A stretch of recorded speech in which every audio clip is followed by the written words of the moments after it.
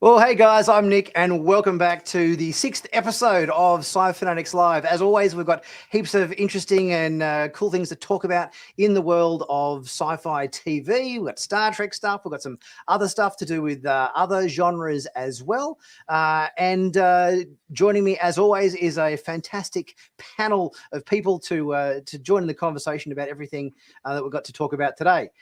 Firstly, as always, my Sci-Fanatic in crime, David joins us as usual. Hello, David. Hey, everyone. And I just want to say Badgie is very misunderstood. Sorry, I just wanted to start off with that. Yeah, it's just, you empathise with Badgie. I do. I'm a Badgie emphasizer. Yep. You are a Badgie emphasizer. From Trek Culture, we have with us Ellie. Welcome, Ellie. Oh, thank you very much. It's my pleasure. And from the Solar One Sci-Fi Podcast, we have Mike. Welcome along, Mike. Hello, nice to be here. Thank you for inviting me. Welcome, and it's great to have everybody on the show today. As always, guys, if you've got any questions and so forth, you want to ask us and everything, shoot a comment into the comments there down the side, and we'll get to those if we can. And obviously, super chats and members' comments are prioritised and put on screen immediately. So be sure to do that. It helps the channel as well. So the first thing we've got to have a bit of a chat about today is they just released the streaming charts, and it seems like yet again Star Trek: Strange New Worlds has hit the streaming charts. I believe it is in the 7th place. Let's have a look. I'll bring it up on screen. Number 7. So Strange New Worlds, and this was for the week that the musical episode aired. So it seemed like that was a very popular episode that skyrocketed the show into the top 10 there. I think that might be. Does anyone know? Is that the highest position Strange New Worlds has hit on the streaming charts? It is. I think so. I think it's only around about number 9 or something. I think 7's the highest it's ever been. I think. Yeah, I think so. Picard hit 9 or 10, and I think Strange New Worlds, as you said, Mike, has hit 9 or 10 before, but I certainly haven't seen it as high as 7 in the past. That certainly is quite an achievement, and for the musical episode, as well. That's right. So are you guys surprised by this news, or do you think this is completely? I completely understand why this is the case. I feel like there was a lot of anticipation. A lot of people were intrigued by what it was going to be. So I think that's probably why so many people tuned in. It's something very new for Star Trek. Yeah, I agree. I think it's because it was something they'd never done before.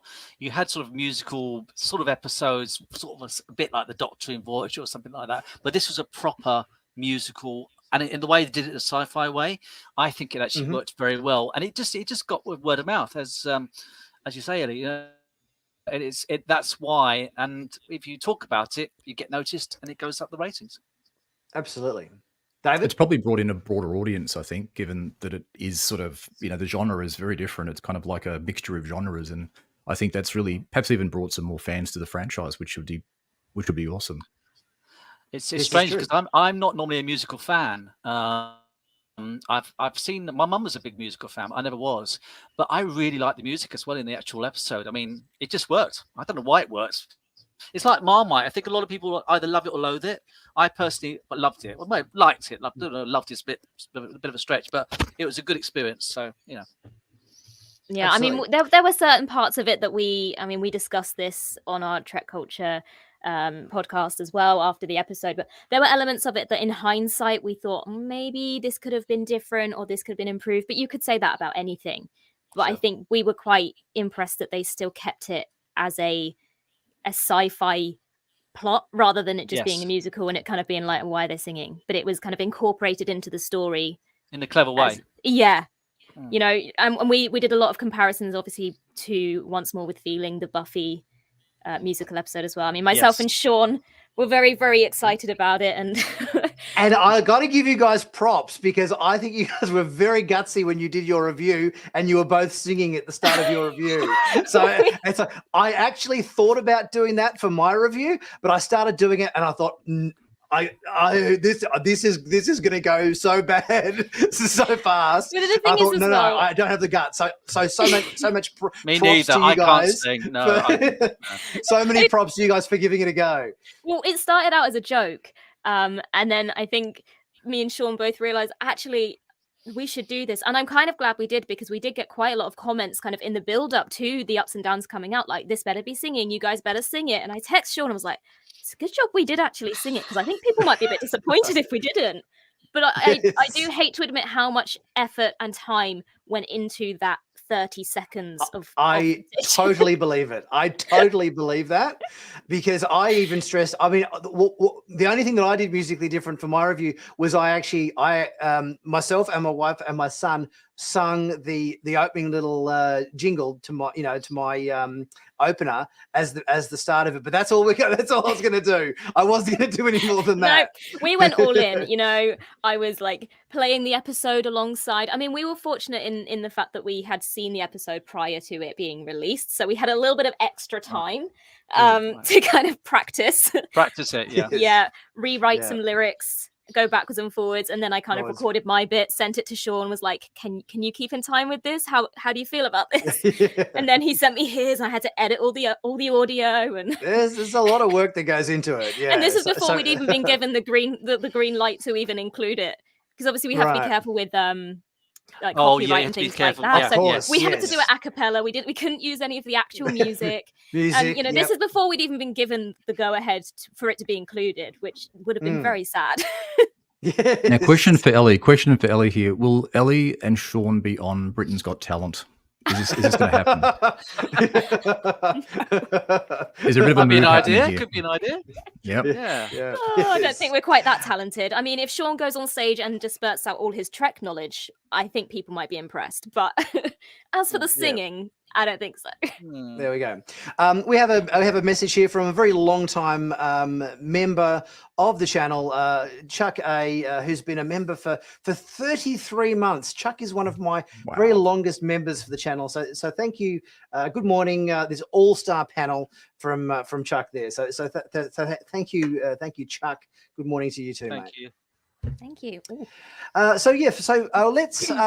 Let's get into our discussion on the upcoming Star Trek Lower Decks series. Obviously, we've got the new season of Lower Decks starting next Thursday, which I believe they're airing the first 2 episodes in one go. So they're dropping episodes 1 and 2 on the one day, so everyone will have a chance to have a look at those first up. This is tending to be a trend I'm finding with a lot of shows. Like they do it a lot with the Star Wars shows on Disney Plus, where they drop the first 2 episodes just to hook you in. It's sort of like it's that sort of extra incentive to make sure that audiences really kind of attached to the show and go, right, okay, I'm hooked in now. I'm going to watch it. It sort of seems like a bit of a ploy to get the audiences hooked. So we have our first 2 episodes airing next week. I believe the first episode of the new series, which airs next week, which is entitled Tuvix. Obviously a reference to the reference, but it's spelt differently. It's not spelt Tuvix in the Tuvix sense. It's spelt Twovix. So there's a little bit of a play on that title, and this is going to be our Voyager. I'm assuming it's kind of like a Voyager. I guess you'd call it a Voyager cleanup episode or something. Is my impression. So it's like we obviously have seen the Voyager at the shipyards with Geordi in season 3 of Picard, where he had it on display and everything there. And we know that Lower Decks is set a bit before the events of that. So I'm guessing this is kind of the episode where the Lower Deckers have to maybe go and like scrub up the ship a bit and give it a bit of a bit of a polish and a bit of a coat of wax and that sort of stuff to get it all ready for the appearance at Geordi's shipyards. Perhaps. What are you guys thoughts on this? We'll start with you, Ellie. Yeah, so do you know what's very interesting? So I don't know if you guys are aware, but so my Star Trek journey is actually not complete as of yet. So Lower Decks is one of the ones that I haven't actually got around to very much. But it's no secret that Voyager I have recently finished and absolutely love. I mean, instantly it was my favorite.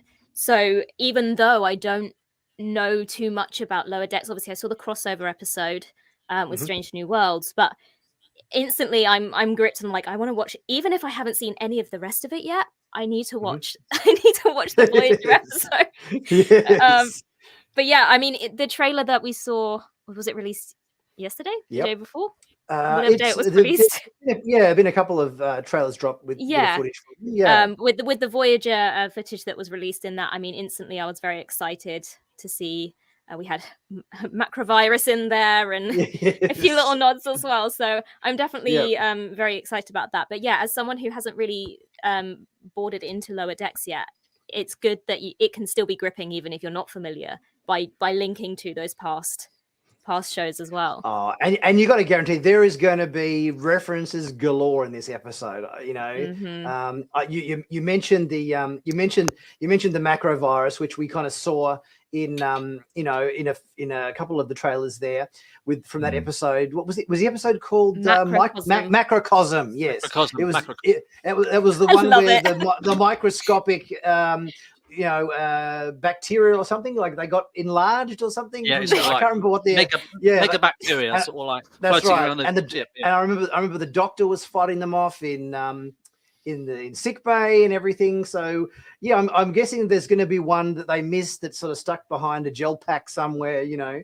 that they're going to have to contend with. Yeah, I think it's going to be an interesting episode, I think. Have you seen the trailer for it, David? Yeah, look, it's definitely looking very exciting, and I think they've done sort of DS9 before. I think that was in last season, season 3, which was really good. Seeing some of the team from that. They've done a little bit of classic, and of course we've had the crossover with Strange New Worlds and a bit of next gen with Riker and that. So it's kind of a logical progression, and definitely looking forward to it. Yeah, I was sort of wondering at what point Voyager would be at, I guess, in this iteration. So yeah, maybe they are doing a bit of a clean and spruce before she goes into the what is it, the museum shipyard? The museum, yeah, that's the impression that I get because you think because they're doing. You kind of see them doing all the mundane chores and everything. So if I had to put a guess on it, we've seen there was a shot in one of the trailers, or I think it was one of the ones they released last week, which shows this space station with the Cerritos coming to dock at it. So I reckon they're here to kind of pick up the Voyager, give it a bit of. This is kind of I reckon this is like the Starfleet version of the maybe the drive-through car wash or something. Maybe it's the like keys. Yeah, maybe it's kind of like all right, here's the Voyager. It needs Sonic shower or something like that. Sonic shower, that's right. Whether they've got to clean off all of the residue, because obviously Boimler's always given tasks like cleaning off the holodeck waste removal jobs and things like that. So I reckon that's probably what we're in for this episode. So it could be interesting. Yeah, it could. And obviously, we're going to get T'Lyn. What do you guys think of T'Lyn? Has everybody has everyone seen there's an episode of Lower Decks in, I think it was season 2, which had the Lower Deckers from not only the Cerritos but also. There was a Vulcan ship and a Klingon ship as well, I think. Or was it? Oh, yes. Yes, yeah. Klingon. Yes. Yep. I thought there was a Borg as well, wasn't there? Was there a Borg as well? It was. I think it was. Yeah. Right at the very end. I think they did the end of the episode. So it just cut to the Borg ship and nothing happened. They just were in their alcoves, just boring Borg, just sleeping essentially, having a nap. Yeah, yes, that's right. Exactly. So what do you guys think of this character? This seems like this T'Lyn character, this Vulcan, seems like she's going to be a big part of the new season. What are your thoughts on her? Mike, do you want to start us off? I mean, I've only just actually finished watching Lower Decks today, actually, season 3, just to catch up. She reminds me a bit. There was a Dr. Solar, I think it was, a Vulcan on The Next Generation, who we only saw a couple of times. It was played by Yes. Susie Plaxton, who also came back played as Worf's. Kayla. Yeah, Kayla, yeah. as well as a Q in Voyager. I don't really know much about her, but from first impressions, that's what I'm being reminded of, which I know is a bit generic. Yeah, it could be interesting. I mean, it'd be nice to see how she interacts with these lower decks crew than the other lower decks crew. So yeah, it could be good. See how it goes. David, have you seen that episode? Yeah, she seems a little bit like a bit of a rebel, if you could call it that, for Vulcans, I guess, and someone that's sort of pushing back a little bit on the Vulcanisms that we're sort of all familiar with. So I think she'll be an interesting dynamic with the I guess the beta. What do they call them? The beta shift. Beta shift. Yes. Yeah, it's gonna mix it up a bit. How she'll sort of go, I guess, with Mariner, I guess, with the extremisms there, that's going to be quite an interesting one. So maybe there'll be a bit of headbutting or maybe some Vulcan nerve pinching. Who knows? But I think she's a welcome addition to the crew. That's for sure. I think one thing that's interesting about the Vulcans is that in Picard we had like a gangster Vulcan, even though he still believes. So what I'm saying is, although Vulcans act in a certain way, you can also have like a bad Vulcan, or it's clever how they can use not just a stereotypical type of Vulcan, they can put them into a different kind of context, and so it could well be very interesting in the more comedic side of lower decks. That it could work. Could be interesting. I don't know yet. Should be good. Ellie, any thoughts from you on T'Lyn? Well, as I said, Lower Decks is not one that I'm massively familiar with, but I have, just following on from that, I think maybe quite often when we see Vulcan characters, they're usually in kind of quite high positions. So maybe to see a Vulcan in one of those lower positions could be an interesting exploration that we're not as used to seeing with a Vulcan character. This is very true. Good this point. is very true. I mean, if we're obviously getting a lot of Voyager references in this episode, I am going to put my money on some kind of reference to these guys. Do you remember? Do you remember these guys? Oh no! Yeah, there's got to be a reference to these. The what do we call them? Like the transwarp salamanders. Salamanders, that's it. Yeah. Space lizards. Yes. Was it Tom Space Paris slugs. and Janeway. Janeway got transformed into? Yes. I've been trying to rack my brains to think about what are those sort of weird but wacky but wonderful moments in Voyager that Lower Decks is most likely to exploit. And I'd like to see the clown back. Remember the clown played by Michael McKean in season 2? Yes. Thor. The Thor. I love that episode. Season 2 is my favorite season of Voyager. Oh, is it? Yeah, I love season 2. Brilliant episode.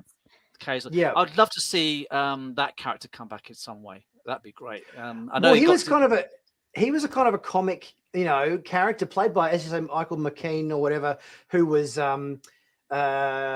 he was in not Breaking Bad, Better Call Saul as Spinal Tap. Spinal Tap. That's right, Spinal Tap. He was Jimmy McGill's brother. I forget what his name was in Better Call Saul. Great, fantastic actor. He does a very, very good British accent as well. A very, very good British accent. Yeah. Okay. Because in Spinal Tap they play these British rock stars, and their accents are just spot on. So if you ever want to see him in anything else, check out Spinal Tap. It's very, very funny. Yes, I have seen it. Yeah, a long time ago. Yeah. But I reckon. So whether we see what was his character's name? Was it just called the Clown or something? It was just the Clown. Yeah, he was Fear, wasn't he? Oh, was like the embodiment of fear. Yes, but he was an alien clown. But as you said, did he have a name? Maybe he was just like an embodiment, wasn't he? I don't know. He was. Yeah. I'm not sure. I think they just called him the Clown from memory. I think it was from past memory. You've probably watched Ellie more recently than all of us, so you probably remember. I just don't remember what he's called. What's his name? Where's the episode? It is there. The Thor. He is credited as. The Clown. Yeah. The Clown, yes. Oh, yeah, there we go. There you go. Surprise. Wow, I never would have guessed. Yes. So the split, like this, look, this, not only the Clown, but I reckon there's a pretty good chance if you're thinking about what's iconic about Voyager, some sort of reference to the Captain Proton holodeck program. Yes, Um, I like- think like that where- very much. Like whether the lower deckers get into the holodeck and like bring up Tom Paris's Captain Proton thing, or whether or the Chandrine's bar that Harry Kim no yes, Tom Paris that's said right. in the first That's seasons, right. he had this Yes, French bar, didn't he, sort of thing, and they used to go in Yeah. there and that's- stuff. Tom yes. Paris has been in a Lower Decks episode before, hasn't he? this is true. Yes, He he has, yes. was He it has. in season? Was it season 3 or 2? I think it's season 2, I think. 2. Yeah. Okay. Because I've only just yeah, watched season 3 and he was in that, so I'm thinking. Wasn't it? Okay, so yeah. it must have been season 2 2. because because you've probably you've watched it more recently, haven't you, David? So you've probably seen Very recently, pop actually. it in that. Okay, right. Okay, very good. So yeah, I reckon. Sure. Yeah, I reckon there's going to be some reference to. You got to have. I think there's probably got to be some sort of Captain Proton reference in there somewhere. I reckon the transwarp salamanders. I would be surprised if they didn't have them referred to at some point in the episode. Apart from that, What I about? wouldn't. I was going to say, what about some Delta Quadrant races like the Kazon or the Vidians? Mm. Oh yes, I'd love to have Hirogen. or Hirogen, even the Malon, the races that we've only stuck there. It'd be nice to see them in some form and remembered, because I did like some of those races that we only saw just on Yeah, Voyager. Well, I mean, we've got the best one. We've got the macrovirus. So yeah, That's true. That's true.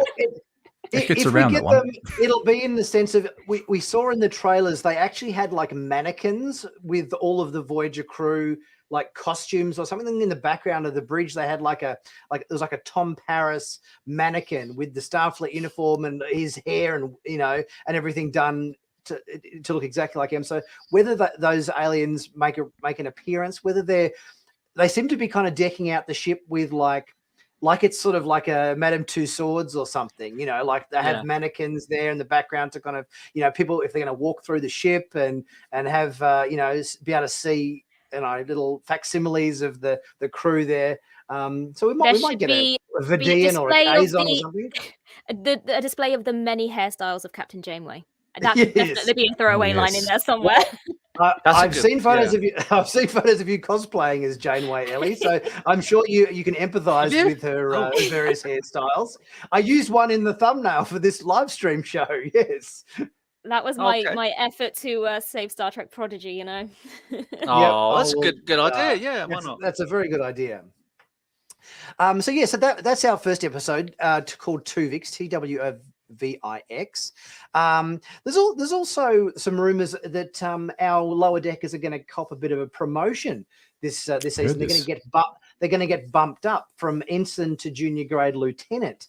Do you think this is going to impact their lower? If there is such a, there's no such word, but I'm going to make it up right now. Their lower deckedness. Is that going to impact the spirit of the lower deck? What do you guys think about a promotion from them? Do you think that's going to affect their stature on the ship? Or I think if it's all together, then it probably will work a bit better. But if it's sort of some will, some won't, then maybe their birthing arrangements are going to, and when I say birthing arrangements, where they're sleeping, their bunk rooms or whatever. Yeah, exactly. That might spread out a little bit, but I think they'll probably all maybe they do something that warrants it, and they all get bumped up together. So we'll keep that same sort of team and camaraderie, I guess, and the hijinks together, I guess, with that would be good. But it's actually quite good that we're seeing promotions in Star Trek, because I guess when you look back at some of the previous series, there were people that stayed ensign right almost through the entire run. Poor old Harry Kim. Exactly. Yes, that's exactly where I was heading with that one. Yes, poor old Harry. Yeah. It's funny because when we talk about Picard, and we were sort of like hearing that sort of some characters were coming back, me and my podcast co-host, we had the bet that we'd see Captain Harry Kim in Picard, and we never did. So maybe we can see him in Lower Decks. We don't know. I thought Harry might have shown up as the what's her name, the Borg lady, not the Borg lady, but the lady who was Elizabeth. No. She was on the Enterprise F in the captain's chair the bitchy one that gave Riker a hard time. Oh yes. What was her name? In the best of both worlds. Yeah, no, I know exactly. who you mean. Shelby. Yes. I thought Harry Kim might have shown up as the captain of the Enterprise F, which I think would have been a really nice bump up to his stature or whatever. But mind you, I think the fact that Shelby was there, that was a nice. I think it nice worked nod. nicely. I didn't recognize her when she came on Picard. I didn't recognize her, and I was very proud of myself because I did. I didn't recognize her. But who's this Admiral? I thought, and look, afterwards it was Shelby, and I didn't realize it. I was like, I don't know why I didn't recognize her, but I just didn't for some reason. Yeah. Did she survive though? Did she survive this encounter? I think there was a bit of debate about she got whether shot. she. Yeah, but did she die or did? Yeah, but I reckon this she is Star survived. Trek. Anything can happen. Exactly. Yeah. Look at Tash VR. Yeah. Exactly. Oh dear. Yes. So our second episode of Lower Decks this season is called "I Have No Bones, Yet I Must Flee," which there's a. It reminds me of aren't there a couple of episodes like in the original series or something like that sort of sounds similar to this in title? I'm trying to remember the exact one. For the world is hollow and I have touched the sky. That's exactly. Yes. Yeah, it sounds very reminiscent of that sort of title, which I believe is like I think it might be Mariner maybe not being quite so happy with her promotion and trying to get demoted or something, or and I think there's something to do with the menagerie in this episode. The shots we've seen from the trailer, which kind of shows this sort of environment where you've got like glass cases and so forth with sort of all different animal creatures in them. We've got like this guy who looks like a weird banana in pajamas. I was going to say looks like bananas in pajamas. Yes. Is it B1 or B2? Maybe it's B3. Yes, but it's not B5. Because he's in that shot as well. It seems like he's the it seems like he's like the tour guide or something. In this menagerie, we've got Ransom and Mariner. And Mariner's in a sweatpants, like she's just come from the gym. So I wonder whether this is Mariner's attempt to get demoted, like she's meant to be on this away mission, and she's just turned up in a kind of tank top and sweat shorts and runners, in a kind of attempt to I don't know, garner ill favor with Ransom, so she gets demoted back to ensign again, because every time she seems to get promoted she gets demoted again very soon after. Down, doesn't she? Yes. Yeah. It seems like a regular thing for her. So yeah, if this is the case, it'll be interesting to see what lengths she goes to put herself in a position of demotion. But yeah, this is a weird character. This weird banana person. We've never seen a banana person in Star Trek. No, before. but anything could happen in Star Trek, though, can't it? Yeah, this is true. There could be a race of beings evolved from bananas. If we've got weird hybrid salamander babies, we can have banana men. Yes, this is true. Absolutely. But it appears they're running from something. And I know there was another clip in the trailer. I wonder if they're running from this strange it looks like a Pokemon. Yeah, somewhat Pokemon-looking character. Hello Kitty crossed with Pokemon, yeah.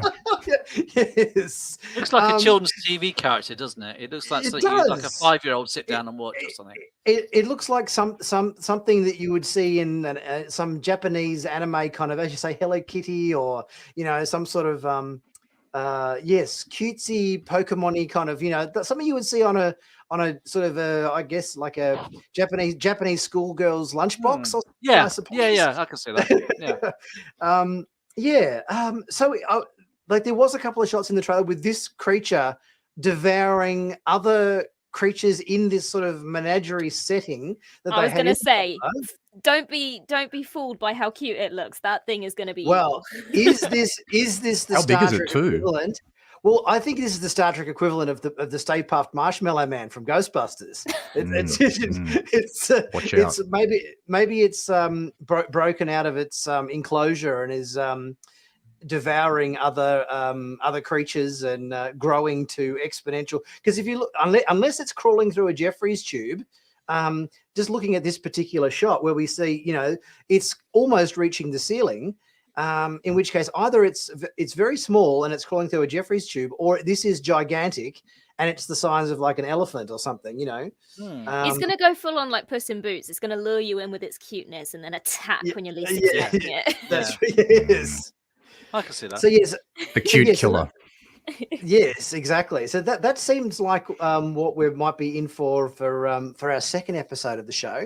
Our third episode of the show is called "In the Cradle of Vexilon," which I think has something to do with Boimler leading an away mission, which I'm guessing is this this shot we saw from the trailer, which is him with a whole bunch of sort of canisters running from exploding volcanoes and so forth. So I wonder whether, this is something to do with an away mission that Boimler is leading in this particular episode. What do you think he's run? We've got volcanoes blowing up in the background here. It's not going well, is it? It's not exactly going well, is it? Yeah. Well, What's he carrying? I was just thinking there's a shot in the trailer as well where he's in a holodeck, and I'm just looking at the bottom right there. Is he in the holodeck? Oh, you can't see a grid or anything, can you? No. Oh, no, on but the there's a bottom right of the door. screen. Yes. Oh. Yes. Oh, maybe yes. Maybe it's a test. They get Oh, I promotion bet if it they is. pass the test. Yeah. That's how they got see the that. extra pip. Yeah. See, I might not have seen any of it, but I can. Kobayashi Maru. You're onto it, Ellie. You're onto it, Ellie. It could be like a Kobayashi Maru or something like that. Yeah, well, That's maybe. That's very true. Because he had our some next- canisters in his little holodeck shot, I'm fairly certain. Yes. Our next episode is the fourth episode of the season. The title of that one is called "Something Borrowed, Something Green." So that's got to be the Orion episode. There have been one of this shot here, which shows like it looks like an Orion nightclub. Where we have Tendi and Mariner and Tallinn in this sort of Orion nightclub kind of environment, which we saw in the trailer. So yeah, whether they're I wonder what we're going to see. I wonder whether we'll get to see who was Tendi's grandmother that they referenced in Strange New Worlds. Do you remember? Oh, yes. She was one of the Orion scientists, wasn't she, or something? Yes. In That's Strange right. New Worlds, and then Scientists, yeah, Yeah. as you get in for Orions. But yeah, that's what I know her from. I don't know if she's been mentioned on Lower Decks before, though.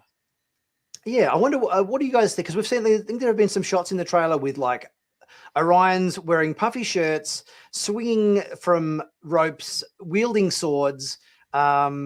I know they're sort of trying to dispel their pirate stigma, but that's not the right way to do it, guys. No. What do you guys think of that? Or what do you think we're likely to see on? Because have we ever gone to Orion in Star Trek before to see the Orion homeworld? No, not that I've seen every episode. No, but unless it's been on No? Prodigy, which I've not seen. Anything live action, No. definitely not. No way. There's no Orions in Prodigy. No. Okay. Was there anything?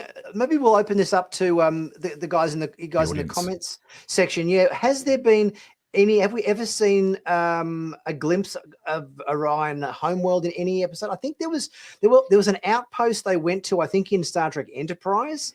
With There's Archer also and one in Cruz. Discovery. There's But also one in Discovery. was that just some weird alien outpost somewhere that happened to have Orion's present at, as opposed to being on Orion?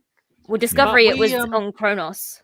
But we never saw any Orions in the 24th century in Voyager, DS9, or the Next Generation. We saw the Orion Syndicate, but they weren't green Orion. So I always wonder why we never saw the Orions in that era. And of course, we've seen them in the Picard, but we've never seen them in that Rick Berman era of Star Trek. I just thought that was quite until we saw them in Enterprise. But I just thought that was quite interesting. So yeah. Also, that title, "Something Borrowed, Something Green," that seems to me like a play on "Something Borrowed, Something Blue." Yeah. So is it something to do with arranged marriage, or I don't know, something along those lines?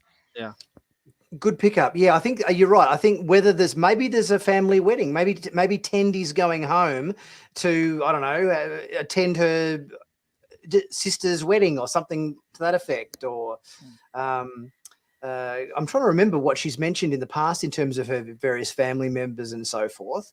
And obviously we've got the reference in Strange New Worlds to her grandmother being a scientist and whatnot. But I think maybe there was, because doesn't she have the title of Empress of the Winter Moon or something like that? Or there's some title that the Tendi was given, like it's quite a high up title or something amidst her family. So her family seems like it's quite prominent on Orion. In the comment section, guys, what's Tendy's title that she was given? I think it's something like Empress of the Silver Moon or Empress of the something Winter Garden, or I'm trying to remember what it is. I'm sure somebody will remember what it is and type it in the comments down below. Her family's definitely into the piracy aspects, that's for sure. And she's got definitely some skills which she's shown in Lower Decks. I think in season 3, I think there was some piracy action from Tendi. Yes. Yeah. There we go. We've got Bjorn has Winter Constellations. There we go. Thank you, Bjorn. Oh, okay.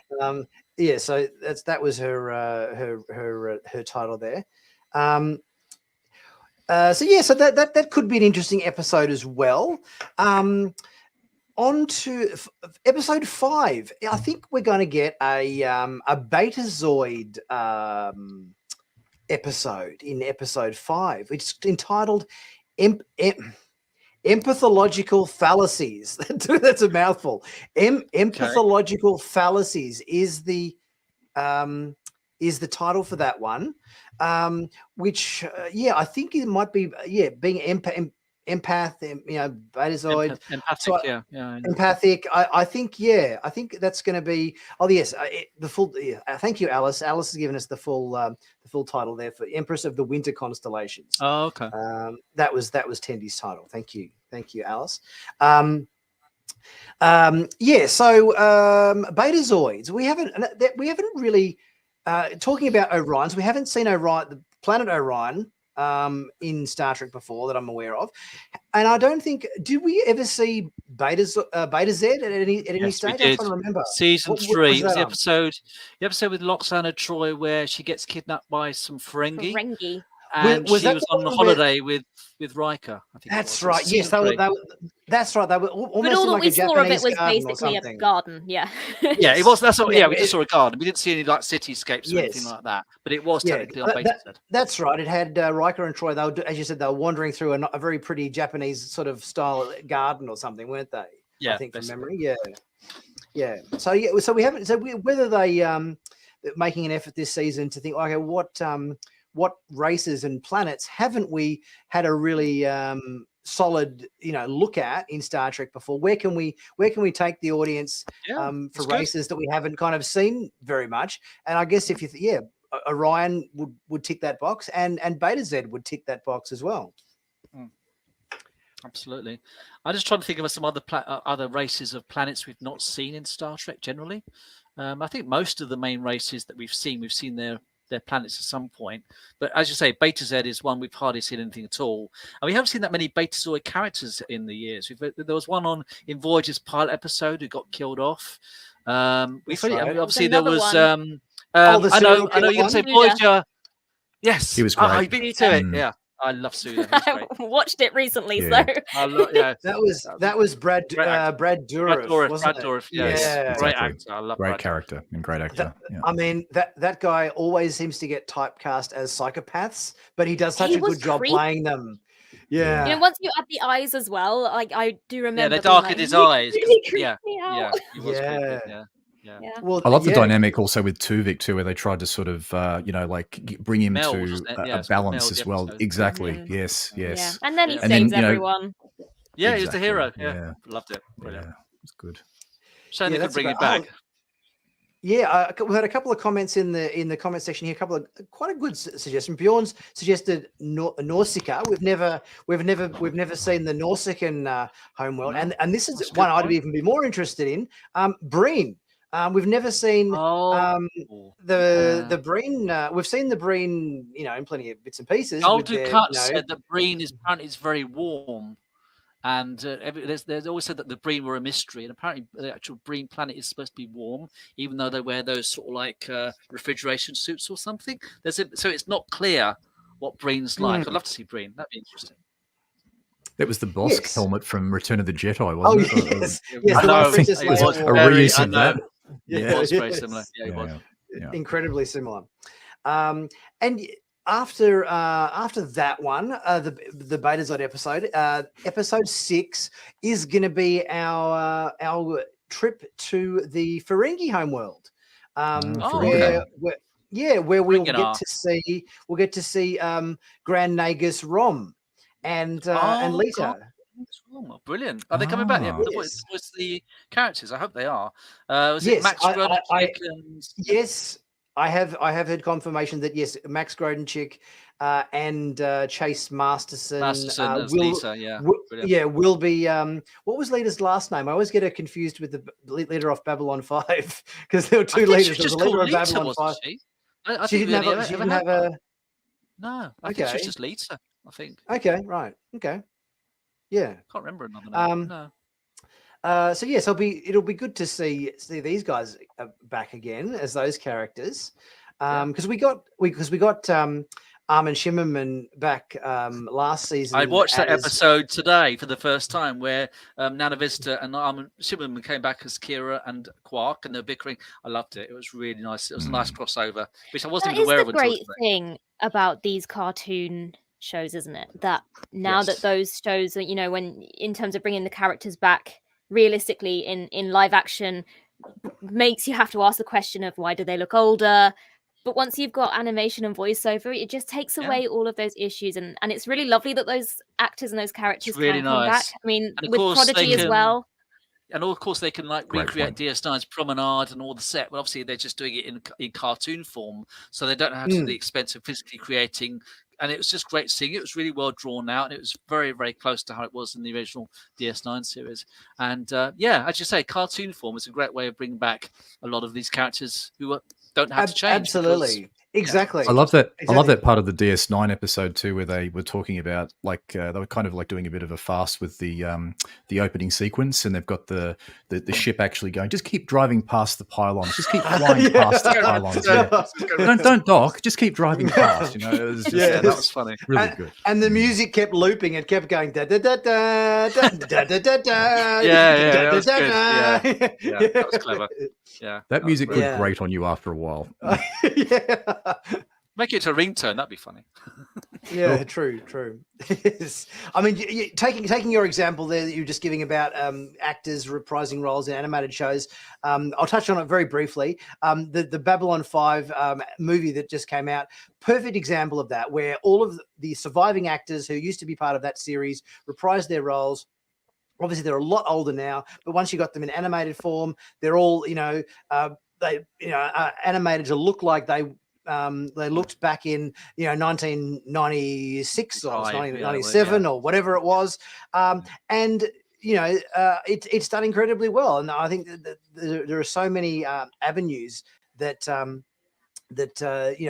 by getting, as you say, the voice talent in to reprise their roles, you don't have all of those issues with sets or aging issues and makeup and everything. You can just sort of concentrate on really good storytelling.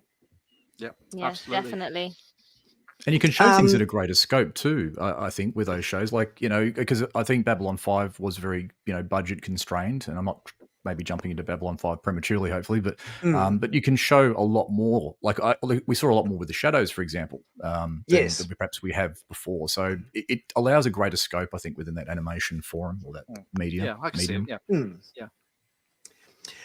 Episode 7 sounds like it's going to be an interesting one as well, which if we look at let me just find my image here. If we look at the poster for season 4, we can see on the top of the pyramid there, just in between Mariner and Boimler, we have what was his name? Was it Agamus, the evil AI compute? Agamus. Oh no, Was it Agabus, sorry, Agabus? yeah. Yes. So yes, it would appear we've got not only Agamus in this season, which sounds like what this episode 7 is going to be, but we also have, if I can find my photo here, we have Badgie. Badgie is back as well. So it seems like the episode is entitled "A Few Badgies More," episode 7, and I reckon this is going to be the evil team up between Badgie, Agamus, who is of course played by Jeffrey Combs, who played Wayun, amongst many other characters in Star Trek. Shran, and you name it. I think he's a list of about Brunt as well. Brunt. He's probably played more characters in Star Trek than any other actor, I think. So yes, I think this episode 7 is going to be our big team up between Badgie, Agamus, and Peanut Hamper. Yes, I'm really looking forward to this one. This is the trifecta of trouble. Yeah, I'm really looking forward to this. I think it's going to be an awesome episode. Yeah, it's going to be like the bat. The bat, all those episodes of Batman where you had all the villains in Batman teaming up together to try to take Batman down and so forth. It sort of seems like it's sort of going to be, whether they're going to have some sort of evil lair, because they're all like essentially evil AI based, robots or AI kind of technology. So. Wasn't it a dumb thing to do where they put all the evil AI robots together in that base from in one each vault? other? Isn't that asking for trouble? Again, another episode of dickhead logic, putting them all together, where there's definitely bound to be some trouble from that lot. So I'd like to see M5 from the original series. I know he got deactivated. The Daystrom That's right. in there, yes. But I don't think he's ever returned. Was he the big silver robot with the sort of round silver ball on the top sort of thing? Yes, I think he had a round sort of like screen, and he had the flashing lights, and he was the one that got all the ships. He was fighting all the TOS ships, the Exeter, and all this sort of stuff. I know he got deactivated, but I'd love to see that character, if that's known as a character, return. It might be quite interesting. I don't know. Just suddenly thought of that. Two things there. I think one was Nomad. Nomad, yeah, that's right. Nomad was the one that was sort of like looked like a spark plug that was sort of floating around. That's right. I don't know how else you'd put that. The floating spark plug. Yeah. Yes. Yeah. And then Nomad was like a big box or something. Yeah, that's right. Nomad was the inspiration for the yeah, exactly. So that's what I'd say. But bring it back. I'll be up for it. So yeah, that's going to be an interesting episode. I think that team up episode between those three evil AIs. There's so many great possibilities for for those trio. I mean, the banter between Peanut Hamper and the lower deckers and so forth was amazing. She's like pretty cutting robot, and Agamus came out with some pretty. The three of those together, that's going to be a wild ride, I think. It is definitely. Looking forward to it. Badgie comes across to me like if Tally from South Park became evil and transplanted into that universe, I think that's what Badgie would be. Yeah. Exactly. Yes. And our last episode we have the title for in the season is episode 8, which is going to be entitled Caves, which my understanding is caves. When you think about it, every incarnation of Star Trek has got cave-based episodes. You know how they seem to have like a set built as part of the soundstage, which is kind of made out of paper mache walls. It's next to Planet Hell, isn't it? It's part of Planet Hell. Polystyrene rocks. It's next to Planet Hell. That's right. But it's always kind of they used it quite a bit in original series. It's kind of the rocks look more like just sort of paper. Creased paper that had been painted grey. They had a slightly better looking one, which they used, I think, during the Rick Berman era of Star Trek, which you saw. It must have just been in one of the sound stages, and they just used it on It turned up in everything from Next Generation through to Enterprise, I think. Yeah, the episode I'm suddenly thinking was the one where we had Kira and Odo stuck on a planet, and Odo confesses his love for Kira, and it wasn't Kira, it was a changeling, and that was the set they used for that episode. That's the one that just came to mind for some reason. Yeah. But, there's so many episodes, as you say. But yeah, thinking back, there's like almost an episode a season from every Star Trek show that's ever been on that's taken place in some, mysterious dark caves somewhere. So I get the impression that episode 8 entitled Caves is going to be our kind of stereotypical cave-based away mission kind of episode. Would be my understanding. So just as a bit of a recap of those first 8 episodes, which let's start with you, Ellie. Which I know you're not probably as up with Lower Decks as maybe the rest of us, but from what we've talked about in those story threads and plot elements and everything, which of those episodes seems to interest you the most? Definitely Tuvix. As I said, Voyager is something that I absolutely love. Instantly loved it. And so I'm intrigued by what they're going to do with that. And like I said, even though I haven't seen the rest of it, I will probably watch at least that episode before I've seen everything else. Might not make sense to me, but I will still watch it. Oh, yeah. David, what do you reckon? Oh, look, you know my answer. The trifecta of trouble. The trifecta of trouble, yes. Yeah, but one question. There was also on the poster there it looked like a Romulan. Hang on, let me go back to the poster. Yeah, the Veldor class, or that one that we saw in the Nemesis. Nemesis. I couldn't connect that with an episode that you'd mentioned in the I guess in the titles there. I'm just sort of wondering if there's going to be a Romulan episode at some point. We have seen a clip from the trailer, which basically, if we see on that poster, see on the left, the center left of that poster, there's like a some sort of drone or some sort of piece of technology that's firing on the Romulan ship there. It appears that based on the footage that came out from the trailer, we've got this. And because obviously we know, looking at the poster, that the fourth season is kind of a little bit of a homage to Star Trek 4. Obviously, a big part of Star Trek 4 was the alien probe that came to Earth trying to talk to whales, and there were no whales present. And if it didn't have if the whales weren't going to respond, it was going to blow up the planet or whatever it was going to do, and they had to, go back in time to get whales to solve the problem. But it seems like whether this is a kind of a similar thing, whether there's some sort of weird, mysterious alien probe, because it looks more like a probe than a ship.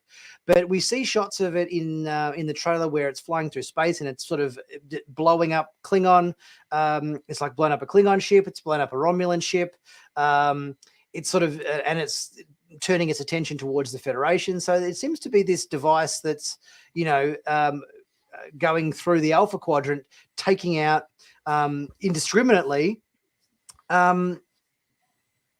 various different ships from all the different Alpha Quadrant races. So what about theories on this? Have we got any theories as to what this, because I'm assuming everybody here has seen the trailer for Lower Deck Season 4. Yes? Yeah, I haven't. You haven't. Oh, okay, right. Anyway, there's this probe, and it's the one in the poster there. Okay. Yeah.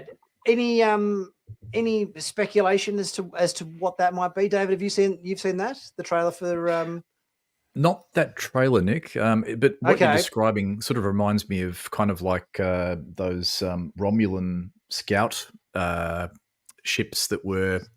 What were they doing? It was in Enterprise, and it was towards the end of the season, the last season there, and they were taking out ships, and they were able to morph into. They sort of holographically appeared as a different type of ship. Yes. I'm just wondering whether maybe it's something like that, or right. Maybe it's just someone's going AWOL or something. I don't know.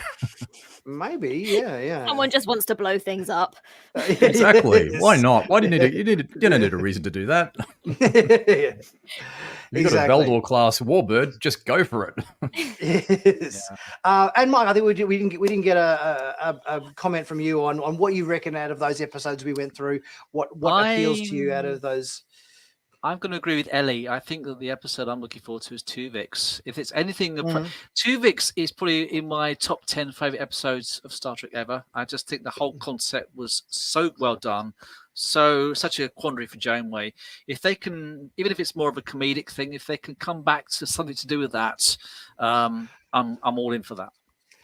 You got to think. I reckon they're going to whether in their discussions on the Cerritos, obviously in going through Voyager, the debate over Tuvix gets brought up amongst the lower deck crew, perhaps, and maybe there's a bit of a discussion there about whether there's I don't know, whether somebody's bags out Janeway for murdering Tuvix or something. You'd think there might be a comment, something wrapped up in that sort of, because that obviously is a contentious issue that's sort of, I guess, been discussed ever since that episode aired. Is, do you kill Tuvix, or do you let him live at the expense of not getting Neelix and Tuvok back again?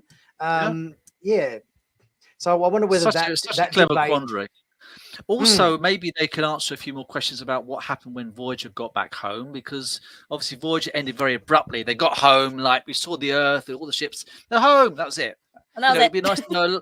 It'd be nice to know a little bit more about. I know we've heard about like seeing Tuvix and Picard, and we've seen a few things, but there's still a lot of unanswered questions. What happened with the Marquis? Obviously, it's the crew. A lot of them are Marquis. Would they still be in trouble for being terrorists when they were flung into the Doldrum? Yeah, I know it won't go into that because it's a different series, but just a bit of information about perhaps what happened. I would like to see that person. I'm wondering if that's maybe something that's more likely to be explained in Prodigy than Lower Decks.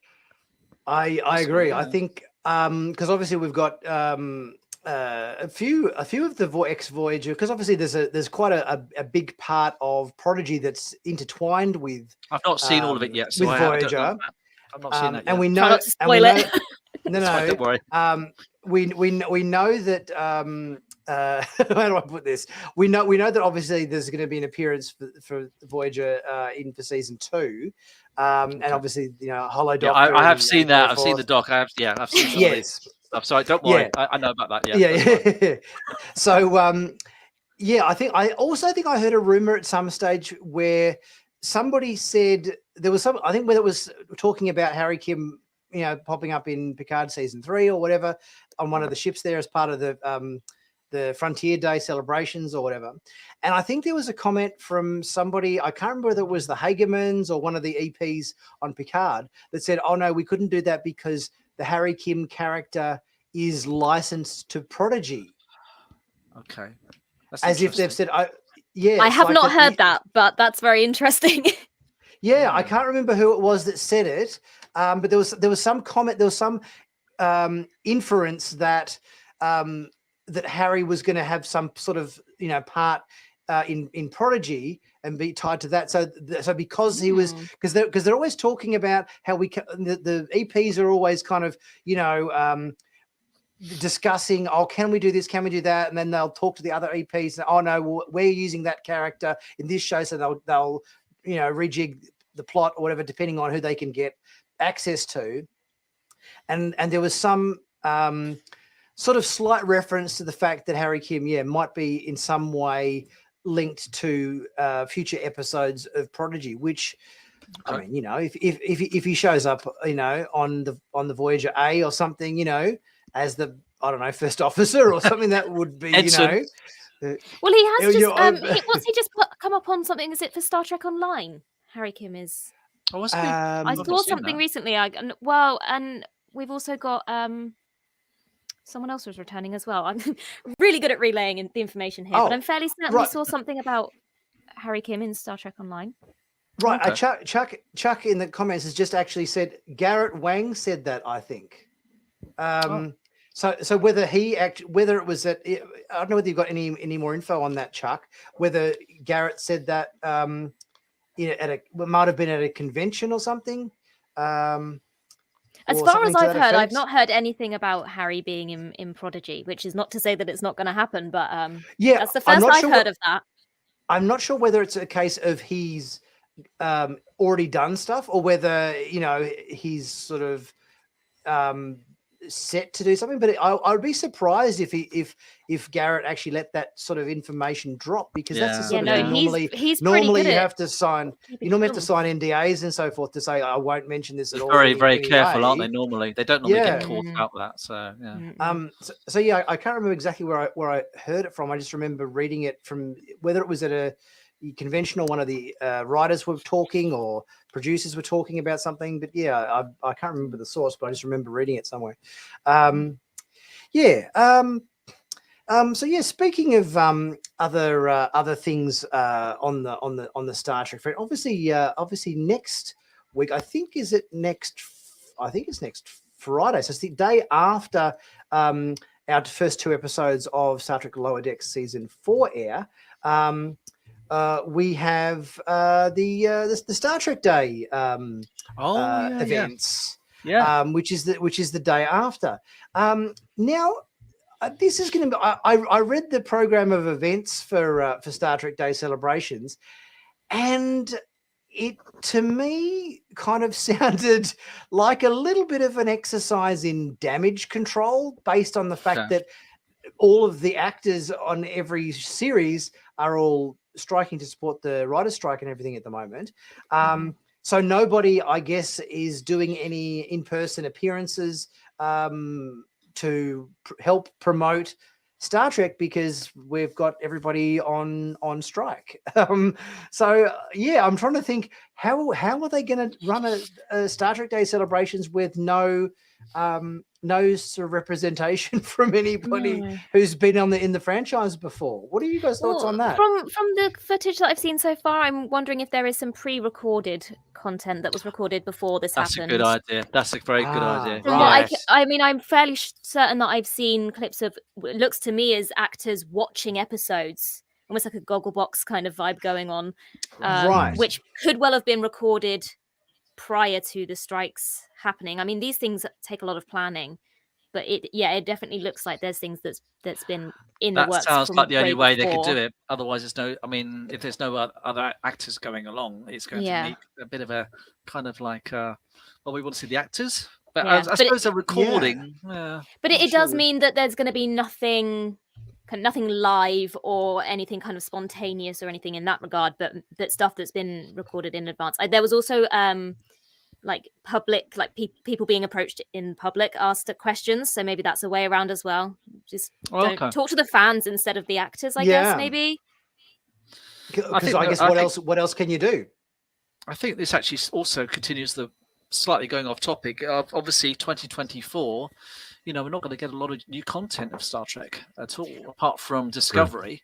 And it's going to be a big void, isn't it? What are you going to say, Ellie? Because I think no, it's just, you say this, and this is where I get so frustrated with the whole cancellation of Prodigy, because they've got Paramount Plus would have had an entire season of Star Trek that would have been ready to go, and by getting rid of it, they've kind of shot themselves in the foot now, because they can't make any new content, and there was a perfect series that you could have put out. Fill in the void, yeah. Exactly. And now you've ruined it now, haven't you, by getting rid of it? I'm so surprised they did that. I was really surprised they got that news. Because it's also another thing they could have got around, because actors-wise, they can't discuss it. But I'm fairly certain that the same thing with Star Trek Las Vegas.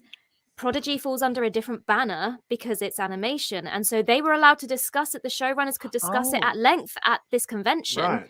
So the fact that Prodigy seems to have been completely disregarded in the Star Trek Day marketing, you've got a whole thing here that you could be using, because it doesn't fall under the same umbrella, and they've completely screwed themselves over by getting rid of it. Really stupid. Not that I feel strongly about it or anything. No. Because let's face it, based on previous seasons, we're probably going to get Discovery season 5, which is going to be the final season of the show. Based on when Picard started this year, what sort of the end of the first week of February or something to that effect, I think it was, or mid-February. I don't think we've had too many new series starting to air in January. I think maybe we might have got, I think when Picard season 1 started, it was like right at the very end of January. Yeah, end of Jan, I think it was. I think it's at the but end I don't think we've had any new shows start any earlier than like the last week of January in the past. So I would be very surprised if we got Discovery season 5 before mid-February, particularly when they have no other content lined up and ready to go. I think they're going to push Yeah. it back to the summer. Personally, they're going to have a huge void. They're going to have to fill up something for new content for Paramount Plus. If they use up Picard in Discovery in February, it'll be done by April or whatever, and they'll have nothing. They're going to put it back. Yeah, they have to, because it's a shorter season. Depending on the story, obviously. It's only 10 episodes. That's 10 right. episodes, isn't it, Yeah. Mm. So that's what I reckon. I don't want to have that happen, but I think that's what will happen personally. Yeah. Mm. But I mean, as I said, do you all think the same? Prodigy going to be done by. I think from what I've heard for the Hagemans say is that they've like 95% got a deal already, sort of planned out or whatever. So it sounds like to me, because obviously, Prodigy was already co-funded by Nickelodeon, wasn't it? So it wasn't like it was exclusively a Paramount Plus CBS thing anyway. It was partnered up with Nickelodeon, and obviously other Star Trek shows, haven't all aired on Paramount Plus. Like, in Australia, for example, Star Trek Picard aired on Amazon Prime Video. So that wasn't even on Paramount Plus. And I don't think where was it aired in the UK? What streaming platform Amazon was it Prime, on? I think it was. Amazon Prime in the UK Picard, as well. Okay, so yeah, Picard was 1 and 2, Picard. I think, but season 3 1 and was 2, yeah. Paramount Plus. right. Okay, That's right. Yeah. So I think for us here, all 3 seasons were on Amazon Prime Video. So yeah, but yeah, there's obviously plenty of. I think that probably happened because what's his name, Bezos, is an enormous Star Trek fan, so I'm sure he would probably take it on if they wanted to sell it to Amazon. It's one of those shows that I think was perhaps marketed wrong to start with, and so people assumed that it was just for children, and so didn't watch it. But having watched it, I hadn't seen it. My initial plan was to watch Star Trek in release order, which completely went out the window when Picard season 3 happened, and I quickly rushed to finish The Next Generation so I could watch season 3 of Picard. And now I've just watched them in a really random order, and I still haven't seen certain things. But with Prodigy, I was purposely waiting until I'd finished Voyager before I watched it, because I knew that they were very closely linked. And then I was very fortunate to meet the Hagemans when I was in LA, and I met the Hagemans at Nickelodeon, and they gave me a little tour, and it was wonderful. It was a bit awkward because they asked if I'd seen Prodigy, and I had to be like, no. Well, I know bits and pieces, but I did explain I wanted to wait till I'd watched Voyager, and then the whole cancellation thing happened, and they were like, you've got 3 days to watch it. So I did watch it all in a single day. I crammed the whole of this first season into a single day. I was very proud of myself. But I think, it's one of those things that maybe viewing figures weren't as high as they'd hoped, and that's all they looked at. But actually, it's so much more than just for kids, and they don't treat it as that. Yeah, but I was the same. When I first heard about it, I thought it was aimed for very, very young children, and it did put me off watching it, which is why I've still not seen it until now. And I've heard from lots of people, just like yourselves, are saying that it's much more than that. Yeah. So I definitely will check it out. But when you first hear about it, if you get the impression it's not for your age dynamic. Yeah. We've had a little bit more insight from Chuck about the Harry Kim speculation. He says the speculation was fueled by news of an abandoned Star Trek Picard season 3 cameo for Harry Kim. Both Picard showrunner Terry Matalas and actor Garrett Wang stated that Harry belonged in inverted commas to Prodigy. Okay. So that's where it was. That's where it was from. Yes. Thank you. Shame he can't be in both, though. It's like, I don't know why he can't be in more than one thing at once, but I suppose it's the way it works out. Even just the mention, Janeway was mentioned plenty of times in season 3, even though she didn't actually appear. She was mentioned. I also feel like the point of Picard season 3 was that it was a Next Generation reunion, and if you start bringing in too many other legacy characters from other shows, it becomes more about just being a legacy series as opposed to specifically And also you have a whole new story that you need to focus on, as well as, you know, you've got to find a balance between appealing to those fans who are there for the return of the characters, but also the ones that just want to watch a new story. You can Plus, they had a dilute it. Voyager character anyway. They had 7 and 9 already, so they already had a Voyager character. Yeah, as the and we did main have character. two Yes. Vox. Yes, And that's Tuvok. right. We had Tuvok. Yeah, it's like otherwise it just becomes the the Voyager show, reunion show or whatever. So, Which yeah, I'm not opposed to. If they want to do Oh, like, yeah, you know, I'd love to see that. Picard, I'd but love they to want to see do a that. Voyager version, I'm fine. Janeway, Yeah. go for it. Oh, please, I- yeah. I mean, count me I in. think that's one of the things that they were pitching at some point is like basically doing with Janeway what they did with Picard for I've heard Yes, for that please. show. I've heard that. Please. Yeah, Everybody wants that, Yeah. yes. I'm not that Oh, excited I know- about the Academy thing so much. I'd rather No. see or Mm. Legacy. We all heard about that. Legacy, Everyone yeah. wants to see that desperately. The Academy's thing since the 80s with Harv Bennett was talking about it. No, I'm not that bothered about that. I would watch it, I think but I'm this not, is the thing with Star Trek now, is you want to appeal to, you always want to bring in more audience. You know, as time goes, you want to appeal to the younger audience that haven't necessarily seen the older stuff. But also, you want to keep that audience that have been loyal from the beginning. And the best way to do that is to bring back those characters they're familiar with. I mean, season 3 of Picard proved that. Oh, The absolutely. legacy idea thing, I think, is a good way of doing it. And we've discussed this at length, myself and Sean, and we've had lots of discussions about how legacy is a good way to go so that you can still have new stories, and you've got that new bridge crew of the Enterprise with Seven as captain now. So you've got a new group of characters to focus on, but you can very easily bring in lots of cameos from those legacy characters. So you get the best of both worlds. Literally. You get the best of both. the You new get a characters whole new and the old- story, Yes. but you also get to see those characters that you really want to, and get a little bit more insight into the events It's that the have led best way up to to this go. point. Yeah. Best way to go. Absolutely. They've Yeah, got to do it ticks all the boxes. Yeah. I think that's where Discovery that did bring in a lot of, I guess, new fans to the franchise, but also at the same time also created a bit of a schism. The older fans, yeah. Yeah. Absolutely. Mm. And that's where I guess Strange New Worlds came in and kind of then I won't say course corrected, but it basically it got back some of those fans back Oh, it worked for into me. Yeah, it worked. yeah, Mm. exactly. Yeah. Yeah, I think perhaps, I mean, I've just finished season 1 of Discovery, so I haven't seen it all yet, but I'm wondering, obviously, I know that you have the introduction of Pike and those characters, Yes, whether if you they'd do. done that in the first season, more people would have been attracted to it because it had those characters they were already familiar with. Mm. But if Yeah, you start I by think that's a good introducing a point. whole group of characters that no one knows, then immediately the old fans are like, well, this isn't Star Trek. Mm. Well, But the But problem it- with I think the Discovery problem- is that they introduce these people that we still don't know. That's the problem. Is after 4 seasons of Discovery. Can you name the Uh, bridge crew? Can you name the bridge crew on Discovery? Can you remember what they are? I can, but only Oh, because it's a good- Describe them. Oh, it's a good. I only watched Okay, it so- yesterday. Like, Awoshikin, Detmer, Bryce, Detmer. Reese, That's it. Nilsson, Linus.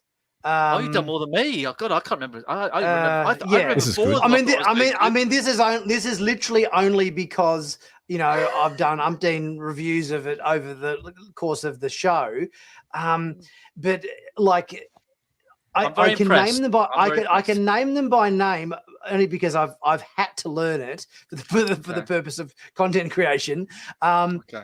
But I could not tell you anything about these characters, having watched them in Discovery for 4 seasons.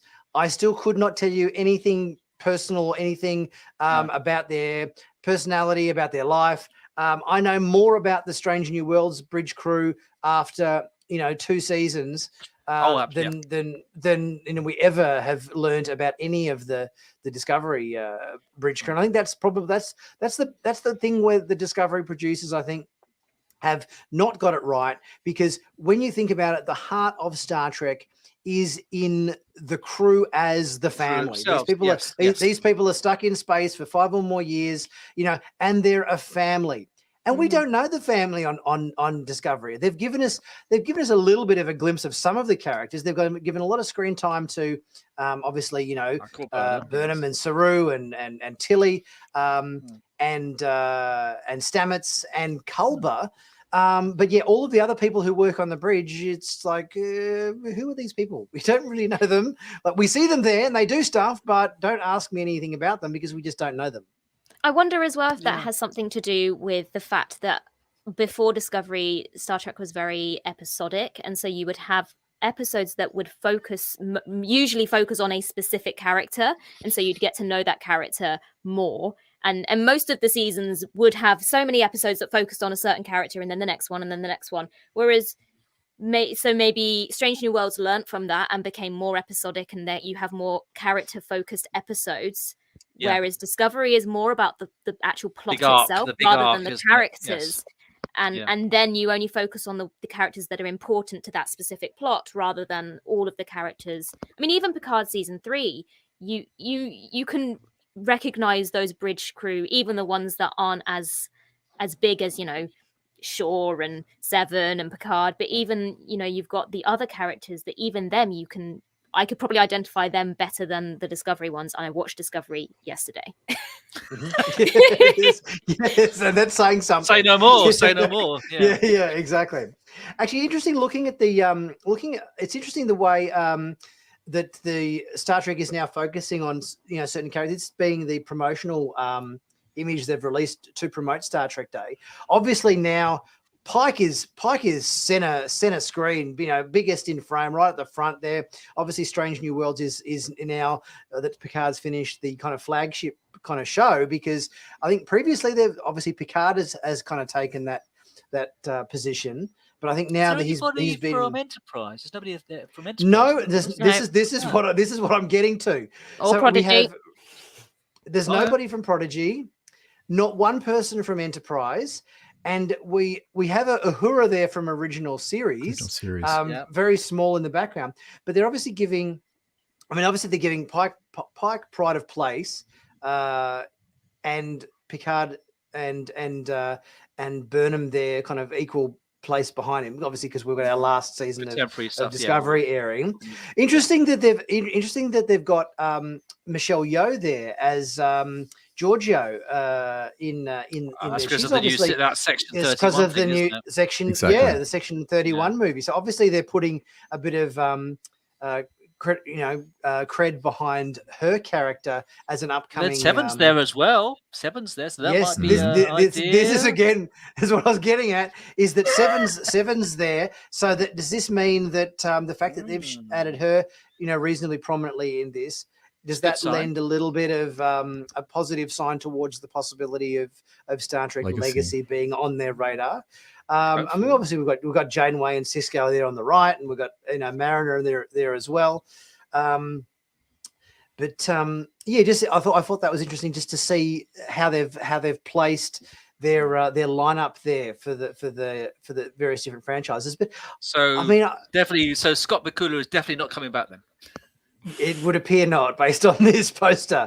But I'm trying to remember whether Scott Bakula has, because let's face it, Enterprise, I think, seems to be like the forgotten middle child of the Star Trek franchise in a way. I love Enterprise. I think it's a great series. But yet it doesn't seem to get that much love from the powers that be in terms of adding it to to really being kind on the poster. Being on the poster, or just just stuff in general when they do promos and so forth and montages and everything. It doesn't necessarily get as many clips or thrown into it. I think there was a montage that came out not that long ago, which was sort of like I think it was promoting Paramount Plus being the home of Star Trek, which obviously didn't include which didn't even include one clip from Prodigy. But I think it maybe had a couple of shots from Enterprise, but I think it was certainly like a little bit of the minimal. I kind of find that it's the sort of forgotten middle child of Star Trek, in a way. I think. Do you think that needed that extra season? I was going to say, do you think that might be because when Enterprise was actually shown, it was at the tail end of the 18 years with Rick Berman, and some people were saying franchise fatigue, and that's why it got cancelled, because it had been overly saturated with all the new shows. And that's a shame, because I love the Zindi arc in season 3, and season 4 was very, very solid in my opinion. And I've always regretted that it ended the way it did. I always feel sad when I think about that show. It could have led into like another season with the Romulan War. I think that's where a lot of fans were hoping that it would go, because this would have probably, if they'd done that, would have left probably a better legacy for Enterprise than I guess. And the Enterprise would have got the refit. They were planning to do the refit on the Enterprise in X01. Secondary hull, yeah. So it was. Which we did see in Picard. We actually saw it in Picard. That's right, we did. Very small, but we saw it, yeah. So it was going to get the refit if season 5 had have been greenlit, and it would have gone into the Romulan War side of things. But yeah, like when you think about it, there's so much Star Trek lore that was established in Enterprise.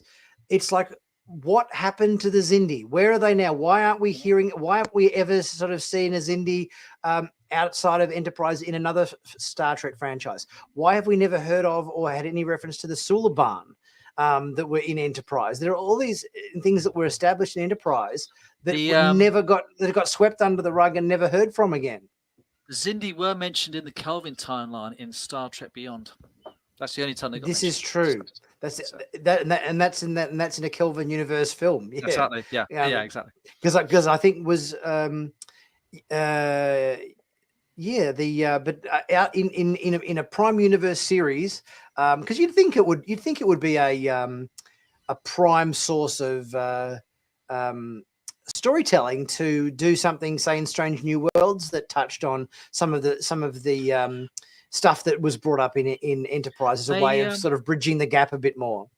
I gave a lot of mention to a lot of the Enterprise characters in the crossover episode of season 2 of Strange New Worlds, I think, and they were going on about Trip Tucker and a few others. There's a lot of name drops in that episode. That's true. That's the only sort of reference I can think of recently, which has come back to Enterprise, apart from Picard seeing the NX-01 refit.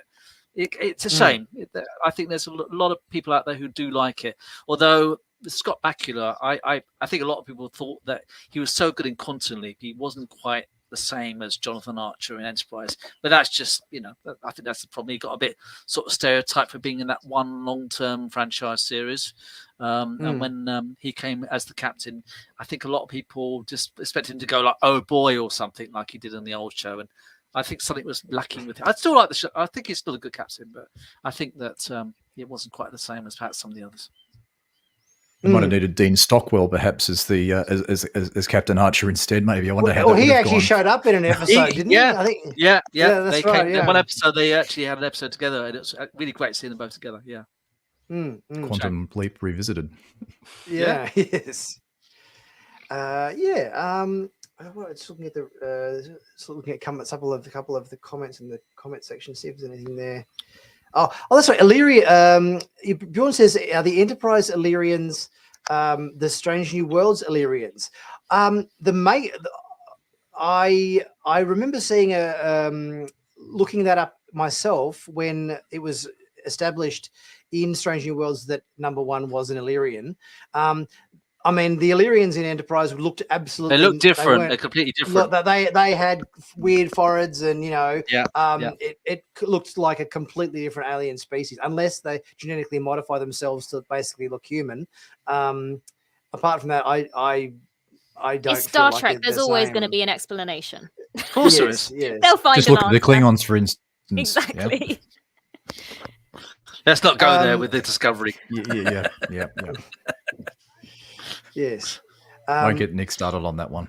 Yes, that's right. That's right. Sean has mentioned Zindi, also mentioned in Star Trek Insurrection. Yes. Yes. Yeah. Yes, that's right. Yes. Yes, but the Solar never saw the light of day again. They sort of got swept under the rug or whatever after that whole shadowy, and they never ever revealed who the shadowy guy from the future that was giving them tips or whatever who he was. I think I read somewhere once that the shadowy guy was going to turn out to be like an older future version of Archer or something. Or I thought he was a Romulan. I heard somewhere he was a Romulan apparently, but I mean maybe that was okay. Yeah, it wasn't ever sort of like very clearly. Okay. Yeah, there's so many loose threads like that that should have got tied up, that never got a chance to be. So that was sort of a bit unfortunate. What else? I think, but apart from that, I think the only other things I read about in terms of the Star Trek Day celebrations were that they're doing an animated series tribute. So they're featuring, I think there's an anniversary or something of it's the 50th animated anniversary series. 50th anniversary. Yes. Animated series. So they're doing a big thing on that. Obviously, they're doing a big thing, I think, on the sort of farewell to Discovery, because that's ending with its last season. And I think, but in terms of actual footage and so forth, all I've read that they've got going on is a clip from Lower Decks season 4, which is probably just like a sneak peek scene for. Well, it can't be a sneak peek scene for. I was going to say, have you seen the clip from Discovery season 5 where Michael Burnham's on top of a ship at warp, and there's another Federation ship that comes in? Actually, I think you reviewed it. I think you did see it. Yes, I did. That looked quite interesting. Yeah, that looked quite interesting. Yeah, that's the only thing I've seen from that season.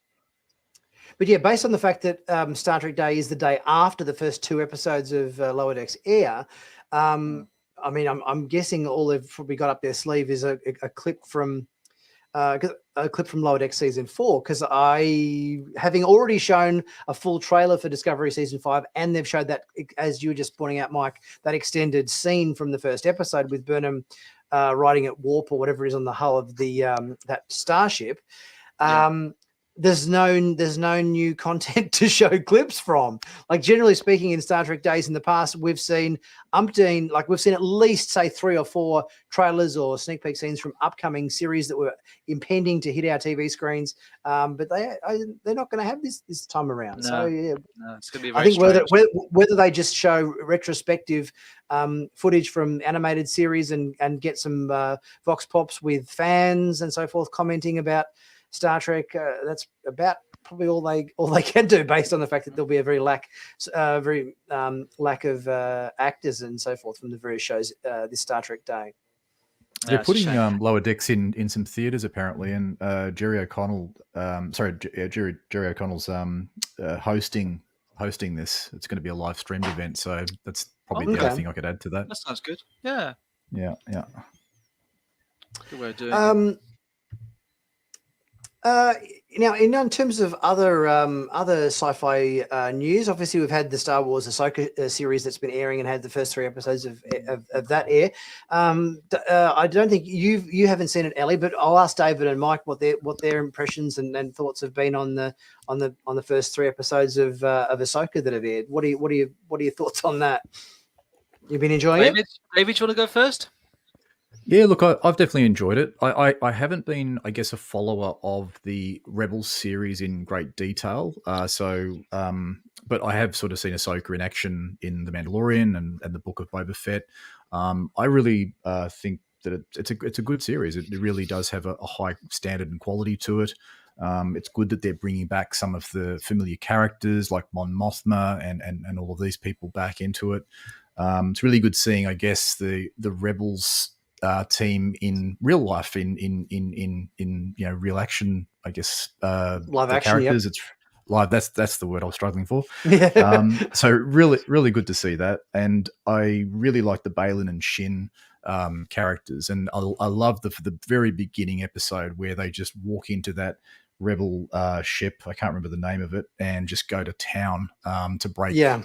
Am I allowed to say things like that? Because it is spoilers, I guess, but it's been out for a little while. But it's been out for a while.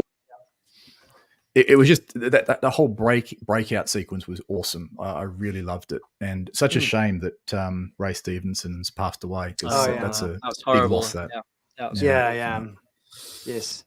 Yeah, I'm enjoying it so far. I think maybe it could afford to be a little bit tighter in places. I find it, the pacing is particularly in the first episode, was a little bit slow. I sort of felt like there was about 40 minutes of plot that sort of was stretched over an hour episode. Like there's a lot of padding in it, but the actual story I'm finding interesting. It just sort of feels like some of these Disney Plus shows, and it's been the case with a few of these series, that I feel like, do they have a certain amount of plot for the story, but they stretch it out into more episodes than it can really service, because these streaming platforms are so paranoid about keeping viewers engaged as long as possible, they take the story and they say, oh, well, that story's only can fill 4 episodes. Oh, but we need 6 episodes because we've got to keep people engaged in the platform. We don't want people to unsubscribe.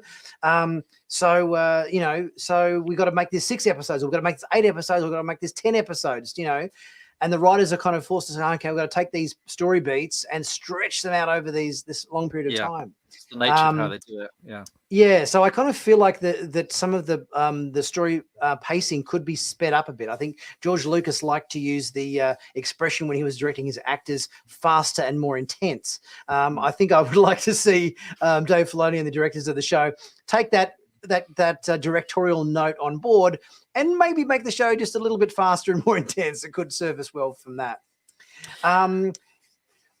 I think it's interesting because, there's always been a difference between Star Trek and Star Wars. And Star Wars has always been more of an action kind of romp where it's obviously got more of a fancy element, but it's always got faster pacing. And some of these more recent Star Wars series are slowed down. As you say, it's particularly because of the nature of streaming. They've got to keep you watching and keep you sort of going along. For me with Ahsoka, I've actually enjoyed it more in many ways than Andor. Which was a very good series, but it was 12 episodes long. And to me, it was just too slow. And it just felt like it was a good series, but not a Star Wars series.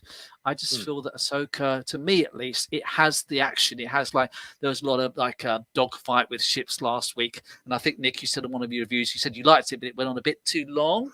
But I loved all that. It still had a faster pacing for me, and it kept me engaged in the episode. So far, I think it's very good. I think that it's brewing up to potentially very interesting ideas of Star Wars going to a different galaxy, which I've never heard of before. And how's that going to entail? And if there was another galaxy, would the Force work in that other galaxy? There's lots of interesting ideas. Or what if they ended up on Earth? I know they're not going to go to Earth, but what is the other galaxy? Is it the Milky Way? You don't know what it's going to be. They get there and the Force suddenly doesn't work there. That would be, yes. No, but you think about it. I mean, if it doesn't work here, maybe it's integral to the Star Wars galaxy. That is a very good point. Maybe the midichlorians only exist in the Star Wars galaxy. You never know. It's more of a Star Trek sciencey thing, but this is true. This is true. And in other sci-fi news, Ellie, you're our resident Doctor Who expert. Obviously, we've got the 60th anniversary specials coming up or whatever, which shows the return of David Tennant as the Doctor. What can you tell us about the upcoming Doctor Who event in other sci-fi news? I can definitely talk about that. We have got the 60th event coming in November. We don't know the exact dates yet, but we know that there's three special episodes featuring the return of David Tennant and Catherine Tate, as well as Donna Noble. So that's very exciting. We've got the titles for those episodes. So the first one is The Star Beast, and then the second one is Wild Blue Yonder, and the third one is The Giggle. So we have had some trailers released as well, and it looks to be very, very, very fun. We've got Neil Patrick Harris guest starring as. Didn't they say that he's going to be? Yeah, because apparently there's some people are saying he's like the celestial toy maker who was in the original. Some people say that's not confirmed. Yeah, but if Sean Ferrick is to be believed, then that is absolutely 100% what's going to happen. Right. It hasn't been revealed who he's playing, but a lot of people have speculated that he will be the celestial toy maker making a return. But obviously we've got the return of Russell T Davies, who was the showrunner when the revival came in 2005, up until the end of series 4. Yeah, that's it. Yeah. So we've got Russell T Davies coming back, and then after that we have Ncuti Gatwa stepping into the role. At Christmas, as the do they have an air date for the premiere of this? No, not yet. So the 60th anniversary itself will be the 23rd of November. So the assumption being that it will probably be 3 weekends around then, maybe like on a end Sunday on that. It'll either start on that one or end on that one. That whatever's closest to the 23rd. But I've also heard that we're going to get our first Christmas special for many years on Christmas Day rather than New Year's Eve that it's been, or New Year's Day it's been the last few years. And that's kind of like a real traditional thing that my family always used to do. So that'd be great if they can get the Christmas Day slot back again, because a lot of people have missed that over the last few years. So I really hope that's going to happen. Definitely. I think there's a lot of excitement for, I mean, a Doctor Who. I mean, it's not a secret that the viewing and the audience has wavered in recent years. And there are various reasons for that. But I think the fact that we have Russell T Davies returning, we have David Tennant returning, and Catherine Tate. I mean, you can't ignore the fact that the return of David Tennant and Catherine Tate is clearly a way to hook those who have wavered back. Yeah. But also, I was one of them. I was one of those waverers. Absolutely. But I think also there's a lot, you can put a lot of trust in Russell T Davies to, although you know that's why they've done it, it's not going to be just about that. There'll be a really interesting story to go along with it. And the buzz and excitement around Doctor Who that we have at the moment has been, it's just so much better and bigger than it has been for quite some time. Yeah. And the marketing as well. There was a real lack of it. Doctor. I think David Tennant, like I loved him as in terms of the new Doctors. He was my favorite. I think he really brought a great dynamic to the role. And has he been in it the longest in the new Doctors in terms of his tenure? Technically, I think because he did 4 seasons of series, and then he did about 3 or 4 specials, and he was in from 2005. The Christmas special until 2010. He was in it for 5 years. I think he is. I think he's done the most episodes because the recent series have got slightly shorter. It used to be 13 episodes per season and a Christmas special. Then it's been going down to about 11. And I think the new series, which sits next year, I think it's only going to be 8 episodes. So technically he's done the most episodes. Flux, which was the most recent series for Jodie Whittaker, not counting specials, was only 6 episodes long. Yeah. But I think a lot of that kind of came with pandemic related things as well as I heard about stuff that. like that. So things had to be reduced and things had to change because of that. But I mean, I think a lot of people, the dynamic between Donna and the Doctor, having Catherine Tate, I think for a lot of people, series 4 is like peak Doctor Who. Catherine Tate's such a good actress. I'm a big fan of Catherine Tate. She's so good in what she does. So bringing her back is a brilliant idea. Well, I mean, obviously there's going to be a little bit of a void of Star Trek live action content, so at least we'll be getting some live action good sci-fi TV. Hopefully, there's some promising stuff, with that news coming. I'm going to watch 12 Monkeys next year. Do it! It's amazing. I've heard a lot about it, and I want to check it out. I started watching it. I watched the first season last month. I thought after Star Trek Picard season 3 and Terry Matalas doing such a great job on that show, I thought right. I'm gonna watch 12 Monkeys, and it's I've only watched the first season so far, but it's like it's got me into it. You can tell that the budget for the first season wasn't massive, but the fact that the show went for 4 seasons and everything, and it's got Terry and his writing team and everything behind that. Have you seen all 4 seasons of that, Ellie? Yes. So I will tell you exactly what Terry Matalas said to me about 12 Monkeys, which was that season 1 is essentially the whole season is the pilot. And I can attest to that. You've got to stick with it. Okay. Each season gets better and better. I think there was, like you said, budget issues and kind of other it kind of felt like season 1. DS9's first season, it was like that. It felt like season 1 they were just dipping their toe in a little bit and just sort of feeling out the franchise and so forth. I can tell Ellie really likes it, so I mean that's enough to encourage so me to watch good. it. I mean, I love storylines that focus on time travel and kind of paradoxes and timelines and things like that. So it's really, really up my street. But it is one of those shows that was massively underrated at the time, and it does deserve the audience. And it's a very rare show that ends with every single loose end tied. There is nothing left that's unresolved. It's got a really good ending.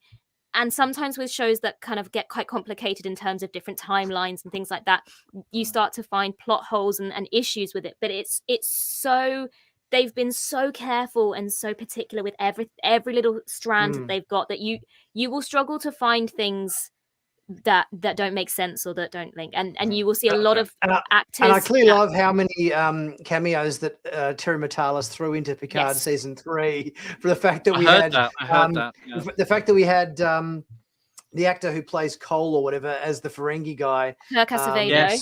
Yeah, that's right. Yeah, Kirk Acevedo is the Romulan. Todd Stashwick. Yeah, it was Todd Stashwick. Yeah. There's and what was the Ferengi's name? Grinch, was it Grinch, something like that? No, it was Sneg or something. Sneg or something like that. Well, he is the main he's the main character in 12 Monkeys. Character. Yes. Yeah.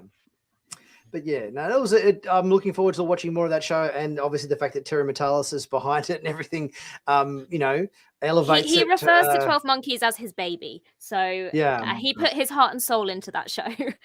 Yeah. I'm going to ask a stupid question here. Is it related to the movie that had Bruce Willis in it back in the I was 90s, I think, or the 2000s?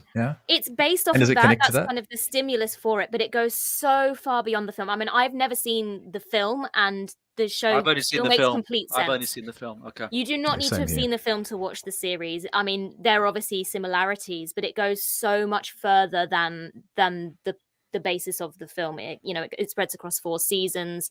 But there's just so much thought into it that things that happen in season 1 that you don't really think about suddenly are so relevant in season 4 that you're like, wow, they had this whole thing planned from the very beginning. So it's not linked. Is it not linked I love it when writers do that. I love it when writers do that.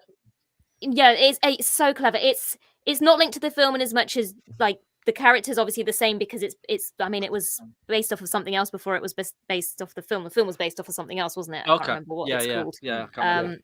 I can't remember what it is. French, I think. But yeah, so it's based on the film in as much as the characters are the same. Some of them aren't the same, but it goes way further than the film, and you don't need to have seen the film to. It's okay. I look forward to it. If you like Terry Matalas' work on Picard season 3, check out 12 Monkeys. You will definitely see a lot of creative similarities as well. I definitely noticed a lot of creative similarities. Okay. Even in season 1, I was hearing sound effects that were distinctly Star Trek sound effects creeping into certain technology and so forth. It was like, hang on, isn't that a sound effect from something? There's just a few we've got the same nods in there. Composer as well. The first 2 seasons of 12 Monkeys had a different. Stephen Barton was the composer for season 3 and 4 of 12 Monkeys. Right. There's a lot of writers that came with Terry from 12 Monkeys to Picard season 3 as well. Okay. Right. That sounds good. I'm certainly intrigued now after that. So thank you for that. I will always sell 12 Monkeys. It's so good.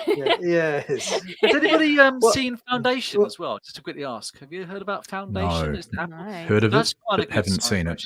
It's based on the Asimov books, whatever. But they're just doing the second season now. It's worth, if you've got time, it's worth checking out. It's quite a good story. It's quite good, clever if you like to like. It's just gotta give that a shout. There you go. Apple, I think, produced that. Yeah, is it Apple? It's on Apple. It's on Apple. Yep. Well, then we've sort of covered all the talking points. We had a lot of stuff to chat about with Lower Decks season 4 coming up next week, and talk of Star Trek Day and a few other bits and pieces on the show. Thanks everybody who's been in the chat feed and everything, and been part of the stream there. As always, I'd like to thank my fellow panelists, David. Thank you as always for coming along on the show. A pleasure. Ellie, thank you so much for coming along and sharing your insights into Star Trek. I know you're a little bit of a newer Star Trek fan, but yeah, it's great to have your insight into all of the different series and everything as well. Thank you very much. It's my pleasure. I think that's a good perspective to have, though. I mean, it just goes to show you can become a Star Trek fan at any age, at any point in the franchise. It's the whole point of it. Absolutely. And Mike, thank you so much for being part of the live stream today. I was on Mike's channel about a month and a half or something ago. I think it was. That's right. Yeah, you came and come back. So yeah, absolutely. So it was good to return the favor. So yeah, I appreciate that. Good to have you on the show as well. Thanks everybody. As always, I'll be putting out videos. multiple times a week, as I tend to do. With Lower Decks starting up this week, I'll be doing my weekly reviews of the Lower Decks episodes and having a bit of a chat about what's coming up in them. So stay tuned for them. Thanks everybody for coming along and being part of the live stream today. And we'll see you on the next one. Catch you soon. Bye, everyone.